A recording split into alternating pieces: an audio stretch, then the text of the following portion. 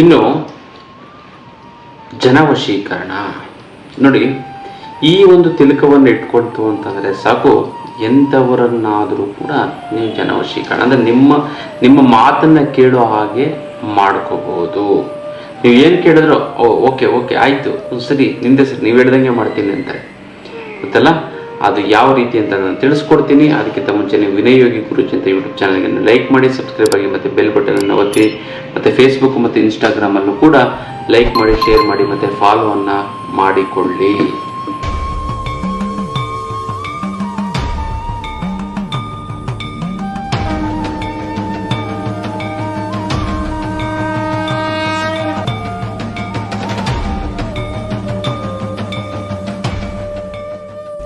ಜೈ ಭಗವಾನ್. ಎಲ್ಲರಿಗೂ ನಮಸ್ಕಾರ. ಓಂ ಮಹಾದೇವಿ ಚ ವಿದ್ಮಹೇ ಶ್ರೀಪತ್ನಿ ಚಮಹಿ ತನ್ನೋ ಐಶ್ವರ್ಯಲಕ್ಷ್ಮಿ ಪ್ರಚೋದಿತ. ಎಲ್ಲರಿಗೂ ನಮಸ್ಕಾರ.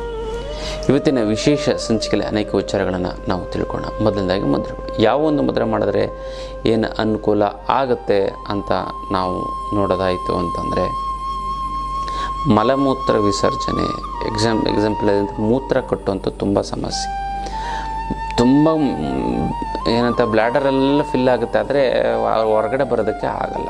ಈ ಥರ ಒಂದು ಸಮಸ್ಯೆ ಇತ್ತು, ತುಂಬ ದೊಡ್ಡ ಸಮಸ್ಯೆ ಆಗ್ತಾ ಬರುತ್ತೆ. ಅದಕ್ಕೋಸ್ಕರ ಯಾವ ಒಂದು ಮುದ್ರೆಯನ್ನು ಮಾಡಿದ್ರೆ ಅನುಕೂಲ ಆಗುತ್ತೆ ಅಂತ ನಾವು ನೋಡೋದಿತ್ತು ಅಂತಂದರೆ, ಮಲಮೂತ್ರ ಸಂಪೂರ್ಣವಾಗಿ ವಿಸರ್ಜನೆ ಆಗಬೇಕು, ಚೆನ್ನಾಗಿ ಸರಾಗ ಹೋಗಬೇಕು ಅಂತಂದರೆ ನೋಡಿ, ಪೃಥ್ವಿ ಮುದ್ರೆಯನ್ನು ಮಾಡಿ. ಹೆಬ್ಬೆರಳು ಪ್ಲಸ್ ಉಂಗುರದ ಬೆರಳು, ತೋರ್ಬೆರಳು, ಮಧ್ಯದ ಬೆರಳು, ಉಂಗುರದ ಬೆರಳನ್ನು, ಕಿರುಬೆರಳನ್ನು ನೇರವಾಗಿರುವಂತೆ ಎಚ್ಚರ ವಹಿಸಬೇಕು ಗೊತ್ತಲ್ಲ. ಇದು ಪೃಥ್ವಿ ಮುದ್ರೆ ಗೊತ್ತಲ್ಲ. ಹೆಬ್ಬೆರಳು ಪ್ಲಸ್ ಉಂಗುರದ ಬೆರಳು. ಇನ್ನು 10 ನಿಮಿಷಗಳ ಕಾಲ ಮಾಡ್ತು ಅಂತಂದರೆ ಸಾಕು, ಮಲಮೂತ್ರ ವಿಸರ್ಜನೆ ಸಾಗುವಾಗ ಆಗ್ತಾ ಬರುತ್ತೆ. ಇದನ್ನು ಮಾಡಿ ತುಂಬ ಚೆನ್ನಾಗಾಗುತ್ತೆ, ತುಂಬ ಒಳ್ಳೆಯದಾಗ್ತಾ ಬರುತ್ತೆ. ಇದು ವಿಶೇಷವಾದಂಥ ಒಂದು ಮುದ್ರೆಯ ವಿಚಾರ. ಮತ್ತು ಇನ್ನು ಇದೆ 22ನೇ ತಾರೀಕು, ಸೆಪ್ಟೆಂಬರ್ 22ನೇ ತಾರೀಕು ಆನ್ಲೈನ್ ಕ್ಲಾಸ್ ಇದೆ. ಇದೇನು ಅಂತಂದರೆ, ನೆಗೆಟಿವ್ ಎನರ್ಜಿ ಯಾವ ರೀತಿ ನಮ್ಮ ದೇಹದಲ್ಲಿ, ಮನಸ್ಸಿನಲ್ಲಿ, ಆತ್ಮದಲ್ಲಿ, ಮನಸ್ಸಿನಲ್ಲಿ ಇರುವಂತಹ ನೆಗೆಟಿವ್ ಎನರ್ಜಿನ ಕಿತ್ತು ಬಿಸಾಕುವಂಥದ್ದು, ಬ್ಲ್ಯಾಕ್ ಮ್ಯಾಜಿಕ್ಕನ್ನು ಸಂಪೂರ್ಣವಾಗಿ ನಿವಾರಣೆ ಮಾಡಿಬಿಡ್ಬೋದು. ನೀವೇ ಆ ಒಂದು ಮತ್ತೆ ಪದೇ ಪದೇ ಮಾಡಿಸ್ತಾ ಇರ್ತಾರೆ ಇಂಥವರೆಲ್ಲ, ಅಂಥದ್ದನ್ನೆಲ್ಲ ಸಂಪೂರ್ಣವಾಗಿ ನಿವಾರಣೆ ಮಾಡ್ಕೊಬಿಡ್ಬೋದು. ಅದಕ್ಕೋಸ್ಕರ ಯಾವ ಒಂದು ಕ್ರಿಯೆಯನ್ನು ಮಾಡಬೇಕು ಅನ್ನೋದನ್ನು ನಾನು ಆನ್ಲೈನ್ ಕ್ಲಾಸಲ್ಲೇ ತಿಳಿಸ್ಕೊಡ್ತೀನಿ. ಮನೆಯಲ್ಲೇ ನೀವು ಜಾಯ್ನ್ ಆಯಿತು ಅಂದರೆ ಮನಮಂದಿಯೆಲ್ಲ ಕೂತ್ಕೊಂಡು ಆ ಒಂದು ಕ್ಲಾಸಸ್ಸನ್ನು ಅಟೆಂಡ್ ಮಾಡಿ ನೀವು ನಿಮ್ಮ ಒಂದು ಜೀವನವನ್ನು ಉತ್ತಮವಾಗಿ ಬಳಸ್ಕೊಳ್ಬೋದು. ಯಾಕಂದರೆ ನೆಗೆಟಿವ್ ಎನರ್ಜಿ ಬಂತಂದರೆ ಫೈನಾನ್ಷಿಯಲ್ ಪ್ರಾಬ್ಲಮ್ ಮತ್ತು ಫ್ಯಾಮಿಲಿ ಪ್ರಾಬ್ಲಮ್ ಆಗುತ್ತೆ, ಹೆಲ್ತ್ ಪ್ರಾಬ್ಲಮ್ ಆಗ್ತಾ ಬರುತ್ತೆ, ಕೋರ್ಟ್ ಕಚೇರಿಗಳ ಸಮಸ್ಯೆ ಬಂದ್ಬಿಡುತ್ತೆ ಮತ್ತು ಅದಕ್ಕೋಸ್ಕರ ಕೆಟ್ಟ ಸಹವಾಸ ಸೇರಬಾರ್ದು ಅಂತಾನೆ. ಅವ್ನು ಕೆಟ್ಟ ಸಹವಾಸ ಏನೂ ಇಲ್ಲ, ಬಟ್ ಆತ ಕೆಟ್ಟ ಹುಡುಗ ಇರ್ತಾನೆ, ಅವನು ಈತನಿಗೆ ಹಾನಿ ಮಾಡದೇ ಇರ್ಬೋದು, ಬಟ್ ಕೆಟ್ಟ ಸಹವಾಸ ಜೊತೆ ಸಿಗ ಆ ವೈಬ್ರೇಷನ್ ನಮಗೂ ತೊಂದರೆ ಆಗ್ತಾ ಬರುತ್ತೆ ಗೊತ್ತೈತಲ್ಲ. ಹಾಗಾಗಿ ಇದು ಆಗಬಾರ್ದು. ಬ್ಲ್ಯಾಕ್ ಮ್ಯಾಜಿಕ್ ರಿಮೂವಲ್ ಕ್ಲಾಸಸ್ಸು ಅದನ್ನು ನೀವು ಅಟೆಂಡ್ ಮಾಡಿ, ತುಂಬ ಚೆನ್ನಾಗುತ್ತೆ, ತುಂಬ ಒಳ್ಳೆಯದಾಗ್ತಾ ಬರುತ್ತೆ. ಇದು ವಿಶೇಷವಾದಂಥ ಒಂದು ಆನ್ಲೈನ್ ಕ್ಲಾಸಿನ ಒಂದು ವಿಚಾರ. ಇನ್ನು ಜೀವನದಲ್ಲಿ ಏನಂತಂದರೆ, ನಾನಾ ರೀತಿಯಂಥ ಒಂದು ಸಮಸ್ಯೆಗಳು ಬರುತ್ತೆ.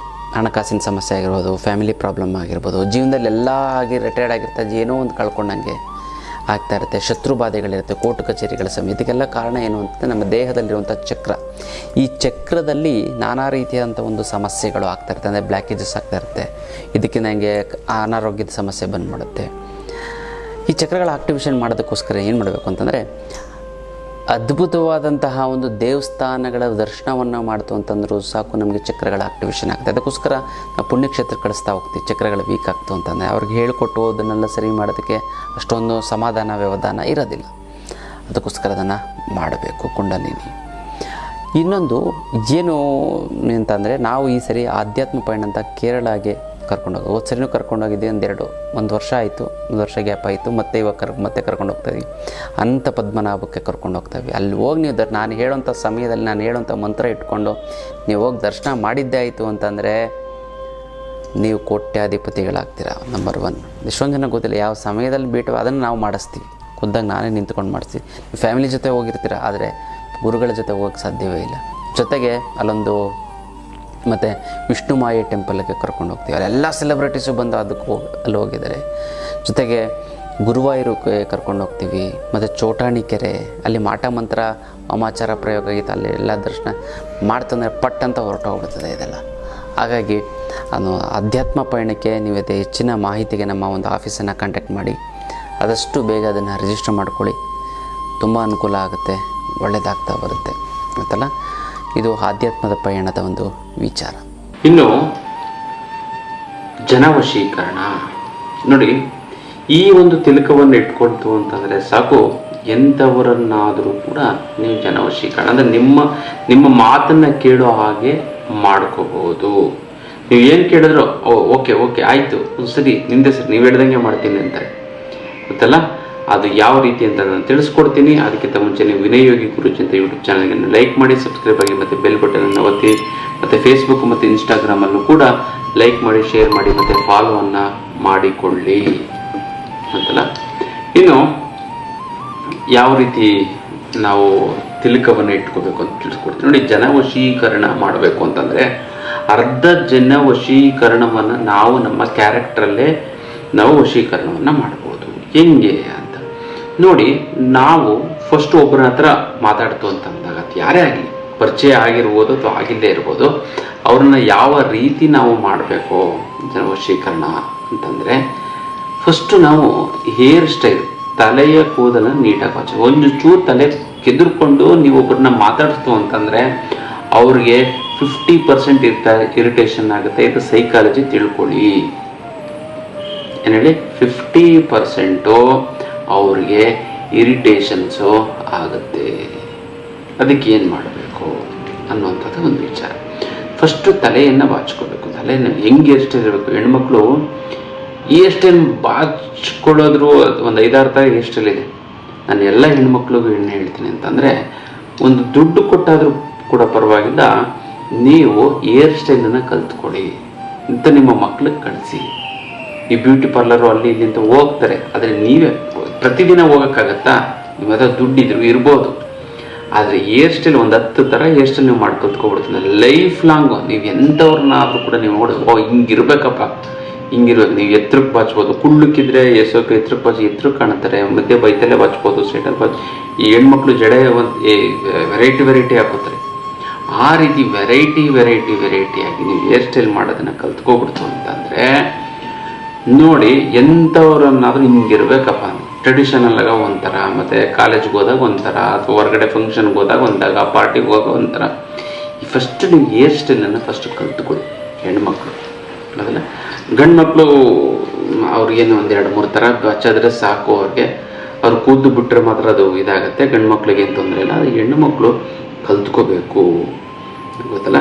ನೀವು ತಲೆಯನ್ನು ಎಷ್ಟು ಚೆನ್ನಾಗಿ ಬಚ್ಕೋತಿರೋ ಅಷ್ಟು ನೀವು ಕೃಷ್ಣನನ್ನು ಆರಾಧನೆ ಮಾಡಿದಂಗೆ ಆಗುತ್ತೆ. ಅದಕ್ಕೆ ಕೃಷ್ಣನ ಕೇಶವ ಅಂತ ಹೇಳ್ತಾರೆ. ಕೃಷ್ಣನಿಗೆ ಎಷ್ಟು ಚೆನ್ನಾಗಿತ್ತು ಕೂದಲು ಅಂತಂದರೆ, ಎಷ್ಟು ಅಗಲವಾಗಿ ಫುಲ್ಲು ಹರಡ್ಕೊಂಡು ಅಷ್ಟು ಅದ್ಭುತವಾಗಿತ್ತಂತೆ. ಕೃಷ್ಣನ ಥರ ಕೂದಲು ಇನ್ಯಾರಿಗೂ ಇರಲಿಲ್ಲಂತೆ. ಅಷ್ಟು ದಟ್ಟವಾಗಿ, ಅಷ್ಟು ಹಿಂಗೆ ಹರಡಿಕೊಂಡು ತುಂಬ ಚೆನ್ನಾಗಿತ್ತಂತೆ.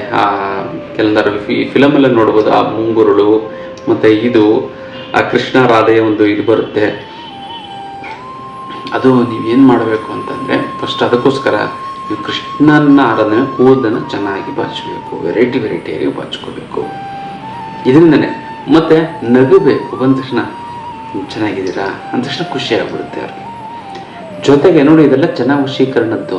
ಮತ್ತು ಒಂದು ಪರ್ಫ್ಯೂಮ್, ಒಳ್ಳೆ ಸುಗಂಧ ದ್ರವ್ಯವನ್ನು ಹಾಕೋಬೇಕು. ಮಲ್ಲಿಗೆ ಹೂವಿನ ಎಣ್ಣೆ ಗಮ್ಮನ್ಬೇಕು ನೀವು ಹೋದ ತಕ್ಷಣ. ಆಮೇಲೆ ಒಳ್ಳೆ ಬಟ್ಟೆನ ಕಾಸ್ಟ್ಲಿ ಬಟ್ಟೆ ಅಲ್ಲ. ಭಾಳಷ್ಟು ಜನ ಏನು ತಿಳ್ಕೊಂಡಿದ್ದಾರೆ, ಒಳ್ಳೆ ಬಟ್ಟೆ ಅಂದರೆ ಅದು ಕಾಸ್ಟ್ಲಿ ಬಟ್ಟೆನೇ ಅಂತ. ಅದೆಲ್ಲ ಬ್ರ್ಯಾಂಡೆಡ್ ಬಟ್ಟೆನೇ. 3,000 ರೂಪಾಯಿ ಬಟ್ಟೆ ತೊಗೊಂಡು ಹಾಕ್ಕೊಂಡ್ರೆ ಮಾತ್ರ ಅದೆಲ್ಲ. ನೀವು 300 ರೂಪಾಯಿ ಬಟ್ಟೆನ ನೀವು ತೊಗೊತ್ಕೊಂಡು ಚೆನ್ನಾಗಿ ಹಾಕೋತು ಅಂತಂದರೆ, ನೀವು 2,000 ರೂಪಾಯಿ ಬಟ್ಟೆ ತೊಗೊಂಡು, ಒಂದು ಶರ್ಟ್ ತೊಗೊಂಡು ಹೆಂಗೆಂಗೋ ಹಾಕೊಳ್ಳೋದು, ಐರನ್ ಮಾಡಿದೆ ಹೆಂಗೆಂಗೋ ಹಾಕೋತು ಅಂತಂದರೆ ಅದು ವೇಸ್ಟು. ನೀವು ಅದೇ 200-300 ರೂಪಾಯಿ ಶರ್ಟ್ ತೊಗೊಂಡು ನೀವು ಹಾಕೋತು ಅಂತಂದರೆ, ಐರನ್ ಗಿರನ್ ಮಾಡ್ಕೊಂಡು ನೀಟಾಗಿ ಸಿಸ್ಟಮಾಗಿ ಹಾಕೋತು ಅಂತಂದರೆ ಅದು 2,000 ರೂಪಾಯಿಯಷ್ಟು ಬೆಲೆಯನ್ನು ಬಾಳುತ್ತದೆ. ಇನ್ನು ಬರಬೇಕಾಗಿರೋ ದುಡ್ಡು ಬರ್ತಾ ಇಲ್ಲ ಅಂತಂದರೆ, ಕೊಡೋರಿಗೆ ಕೊಡೋಕ್ಕಾಗ್ತಾ ಇಲ್ಲ ಅಂದರೆ, ಸಿಕ್ಕಾಪಟ್ಟೆ ಸಾಲ ಆಗಿತ್ತು ಅಂದರೆ, ಗುರುಗಳೇ ದುಡ್ಡು ನೀರು ಥರ ಖರ್ಚಾಗ್ತಾಯಿದೆ ಗುರುಗಳೇ, ಎಲ್ಲಿ ಬರುತ್ತೆ ಎಲ್ಲಿ ಹೋಗುತ್ತೆ ಅನ್ನೋದೇ ಗೊತ್ತಾಗ್ತಾ ಇಲ್ಲ ಅಂತ ಇರ್ತಾರೆ. ಗುರುಗಳೇ, ಸಾಲದವರು ಫೋನ್ ಮೇಲೆ ಫೋನು, ಮೆಸೇಜ್ ಮೇಲೆ ಮೆಸೇಜು, ನೀನು ದುಡ್ಡು ಕೊಡಲಿಲ್ಲ ಅಂತಂದರೆ ಮನೆ ಹತ್ರ ಬಂದು ಗಲಾಟೆ ಮಾಡ್ತೀನಿ ಅಂತಾರೆ. ಅದಕ್ಕೆಲ್ಲ ನೀವು ತಲೆನೇ ಕೆಡಿಸ್ಕೊಬಿಡಿ ಅದಕ್ಕೆಲ್ಲ ಏಕೈಕ ರಾಮಬಾಣ ಅಂದರೆ ಅಷ್ಟಲಕ್ಷ್ಮಿ ಯಂತ್ರ. ಈ ಅಷ್ಟಲಕ್ಷ್ಮಿ ಯಂತ್ರವನ್ನು ಮನೆಯಿಟ್ಟು ಪ್ರತಿಷ್ಠಾಪನೆ ಮಾಡಿ ಅದೆಂಥದ್ದೇ ಹಣಕಾಸಿನ ಸಮಸ್ಯೆ ಇತ್ತು ಅಂತಂದ್ರೂ ಕೂಡ ಸಂಪೂರ್ಣವಾಗಿ ನಿವಾರಣೆ ಆಗೋದರಲ್ಲಿ ಎರಡು ಮಾತಿಲ್ಲ ಅಲ್ಲ. ಈ ಒಂದು ಅಷ್ಟಲಕ್ಷ್ಮಿ ಯಂತ್ರಕ್ಕೆ ಮುಟ್ಟು ಕಟ್ಟು ಚಟ್ಟು ಮಡಿ ಮೇಲ್ಗೆ ಸುತ್ಕ ಗೀತ್ಕ ವೆಜ್ಜು ನಾನ್ ವೆಜ್ಜು ಜಾತಿ ಗೀತಿ ದಿಕ್ಕು ಗಿಕ್ಕು ಆ ಥರದ್ದೇನಿಲ್ಲ. ಇಟ್ಟ ಕೆಲಸ ಆಗುತ್ತೆ. ದೇವ್ರ ಮಲ್ಲಾರು ಇಡ್ಬೋದು, ಬೀರಿನಲ್ಲಾರು ಇಡ್ಬೋದು. ಪ್ರತಿದಿನ ಪೂಜೆ ಮಾಡಲೇಬೇಕು ಅಂತ ಕಂಡೀಷನ್ ಇಲ್ಲ. ಪೂಜೆ ಮಾಡಲಿಲ್ಲ ಅಂತಂದ್ರೂ ಕೂಡ ನಡೆಯುತ್ತೆ. ಅದಕ್ಕೆ ದೇವ್ರ ಮಲ್ಲಾರು ಇಡ್ಬೋದು, ಬೀರಿನಲ್ಲಾದರೂ ಕೂಡ ಇಟ್ಟು ಪ್ರಾಣ ಪ್ರತಿಷ್ಠಾಪನೆ ಮಾಡಿ. ಇದು ಸಾಕ್ಷಾತ್ ಲಕ್ಷ್ಮೀ ದೇವಿ ಇದ್ದಂಗೆ ನಿಮ್ಮ ಮನೆಯಲ್ಲಿ ನೆಲೆಸ್ತಾಳೆ. ಇದೊಂದು ಇತ್ತು ಅಂತಂದರೆ ನೀವು ಹಣಕಾಸಿನ ಸಮಸ್ಯೆಯನ್ನು ಮರೆತು ಬಿಡಿ ಸಂಪೂರ್ಣವಾಗಿ. ಇದಕ್ಕೆ ಇದನ್ನು ಕೊರೆಯಲ್ಲಿ ಕಳಿಸೋದಕ್ಕಾಗೋದಿಲ್ಲ. ನೇರವಾಗಿ ಖುದ್ದು ನನ್ನ ಭೇಟಿಗೆ ನನ್ನ ಕೈಯಾರೆ ನೀವು ತೆಗೆದುಕೊಂಡು ಹೋಗಿ. ತುಂಬ ಚೆನ್ನಾಗುತ್ತೆ, ಒಳ್ಳೆಯದಾಗುತ್ತೆ. ಕರ್ಮ ಕಳೆದಿದ್ದರೆ ಮಾತ್ರ ಇದನ್ನು ತೆಗೆದುಕೊಳ್ಳೋಕ್ಕಾಗೋದು. ನೀವು ಎಷ್ಟು ನಂಬಿಕೆ ಭಕ್ತಿ ಇಟ್ಟು ಇದ್ರ ಮೇಲೆ ಪೂಜೆ ಮಾಡ್ತೀರಾ ಅಷ್ಟು ನಿಮಗೆ ಒಳ್ಳೆಯದಾಗ್ತಾ ಬರುತ್ತೆ. ಸಾಲಗಳೆಲ್ಲ ತೀರೋಗ್ಬಿಡುತ್ತೆ. 3 ಅಮಾವಾಸ್ಯೆ ಕಳೆದ 6 ತಿಂಗಳ ಒಳಗಡೆ ಎಷ್ಟೊಂದು ಬಗೆಯ 50% ತಿಳಿಬಿಡಿ, ನೀವು ಎಷ್ಟೊಂದು ರಿಲೀಫ್ ಆಗಿಬಿಡ್ತೀರ. ಅದೆಲ್ಲ ಎಷ್ಟೊಂದು ಜನ ಈ ಯಂತ್ರ ತೆಗೆದುಕೊಂಡು ಸೈಟ್ ತೊಗೊಂಡಿದ್ದಾರೆ, ಮನೆ ಕಟ್ಕೊಂಡಿದ್ದಾರೆ, ಮಕ್ಳಿಗೆ ಓದಿಸಿದ್ದಾರೆ, ಮಕ್ಳಿಗೆ ಮದುವೆ ಮಾಡಿದ್ದಾರೆ, ಫಾರಿನಲ್ಲೆಲ್ಲ ಇದ್ದಾರೆ. ನಿಮಗೂ ಹಂಗೆ ಆಗಬೇಕಲ್ವ? ಅದಕ್ಕೋಸ್ಕರ ಈ ಅಷ್ಟಲಕ್ಷ್ಮಿ ಯಂತ್ರನ ಮನೆಯಲ್ಲಿ ಪ್ರತಿಷ್ಠಾಪನೆ ಮಾಡಿ. ತುಂಬ ಚೆನ್ನಾಗುತ್ತೆ. ನಿಮ್ಮೆಲ್ಲ ಹಣಕಾಸಿನ ಸಮಸ್ಯೆನ ಮರೆತು ಬಿಡಿ. ಅಷ್ಟು ದುಡ್ಡು ನಿಮ್ಮ ಕೈಯಲ್ಲಿರುತ್ತೆ. ಗೊತ್ತಲ್ಲ, ಇದು ವಿಶೇಷವಾದಂಥ ಒಂದು ಅಷ್ಟಲಕ್ಷ್ಮಿ ಯಂತ್ರದ ವಿಚಾರ ಗೊತ್ತಲ್ಲ. ಅದಕ್ಕೋಸ್ಕರ ನೀವು ಏನು ಮಾಡಬೇಕು ಅಂತಂದರೆ ಫಸ್ಟು ಸಿಸ್ಟಮ್ ಆಗಿರಬೇಕು. ನೀವು ನೋಡ್ತಿದ್ದಂಗೆ ಅವ್ರ ಮಾತು, ನಿಮ್ಮ ಕತೆ, ನೀವು ನಗ್ನಗ್ತಾ ಇರುತ್ತೆ ಅಂತಂದರೆ ಅಲ್ಲೇ ವಶೀಕರಣ ಆಗುತ್ತೆ. ಜೊತೆಗೆ ಇನ್ನೊಂದು ನಾನು ಹೇಳುವಂಥ ತಂತ್ರವನ್ನು ಮಾಡಿಕೊಂಡು ನೀವು ಮಾಡ್ಕೊಬಿಡ್ತು ಅಂತಂದರೆ 100% ವಶೀಕರಣ ಆಗ್ತಾರೆ. ವಶೀಕರಣ ಅಂದರೆ ನಿಮ್ಮ ಕಡೆ ಸೆಳ್ಕೊಳ್ಳುವಂಥ, ನಿಮ್ಮ ಹೇಳ್ದಂಗೆ ಕೇಳೋಂಗೆ ಮಾಡ್ಕೊಳ್ಳುವಂಥದ್ದು. ಗೊತ್ತಲ್ಲ, ವ್ಯಾಪಾರದಲ್ಲಾಗಿರ್ಬೋದು, ವಹಿವಾಟದಲ್ಲಾಗಿರ್ಬೋದು. ಈಗ ಗೊತ್ತಲ್ಲ, ಸೋಷಿಯಲ್ ಮೀಡಿಯಾಗೂ ಒಂದು ಲೈಕ್ಗೋಸ್ಕರ ಎಷ್ಟು ಕಷ್ಟಪಡ್ತಾರೆ ಅಂತ. ಅದೆಲ್ಲ ಮಾಡ್ಕೊಂಡು ಅದಕ್ಕೋಸ್ಕರ ಏನು ಮಾಡಬೇಕು ಅಂತಂದರೆ ಗುಲಾಬಿ ಹೂವಿನ ಎಣ್ಣೆಯನ್ನು ತೆಗೆದುಕೊಳ್ಳಿ. ಈ ಗುಲಾಬಿ ಹೂವಿನ ಎಣ್ಣೆಯನ್ನು ತೆಗೆದುಕೊಂಡು ಅದನ್ನು ನೀವೇನು ಮಾಡಿ ಅಂತಂದರೆ ಒಂದು ಬಟ್ಲಲ್ಲಿ ಒಳಗಡೆ ಹಾಕಬೇಕು. ಅಂದರೆ ರೋಸ್ ವಾಟರ್ ಅಂತ ಹೇಳ್ತಾರೆ. ಅದರ ಒಳಗಡೆ ಒಂದು ಎಕ್ಕದ ಎಲೆಯನ್ನು ಇಟ್ಟುಕೊಂಡು ಅದರ ಒಳಗಡೆ ಇಟ್ಟು 1 ದಿನ ಕಳೆದ ಮೇಲೆ ನೀವು ಅದರ ಆ ಒಂದು ಎಕ್ಕದ ಎಲೆ ಸಾರವನ್ನೆಲ್ಲ ಎಳ್ಕೊಂಡಿರುತ್ತೆ. ಅದನ್ನು ನೀವು ತೆಗೆದುಕೊಂಡು ಕುಂಕುಮಕ್ಕೆ, ಸಹಸ್ರಾರ್ಚನೆ ಮಾಡಿರೋಂಥ ಕುಂಕುಮನ, ದೇವ್ರದ್ದು ಕುಂಕುಮ ತೆಗೆದುಕೊಂಡು ಒಂದೇ ಒಂದು ಸ್ಪೂನ್ ಅದನ್ನು ಹಾಕಿ ಮಿಕ್ಸ್ ಮಾಡಿ ನೀವು ಯಾವ್ಯಾವಾಗ ಜನ ವಶೀಕರಣ ಮಾಡಬೇಕು ಅಂತ ಅಂದ್ಕೊಂಡಿದ್ರು ಅವಾಗೆಲ್ಲ ನೀವು ಹಣೆಗೆ ಹೆಚ್ಕೊಬಿಡ್ತು ಅಂತಂದರೆ ಸಾಕು. ಜನ ನೀವು ಏನು ಹೇಳಿದ್ರು ಹ್ಞೂ ಆಯಿತು, ಕರೆಕ್ಟ್, ಹೇಳಿದ್ದೆ ಸರಿ ಅಂತ ಅಂತಾರೆ.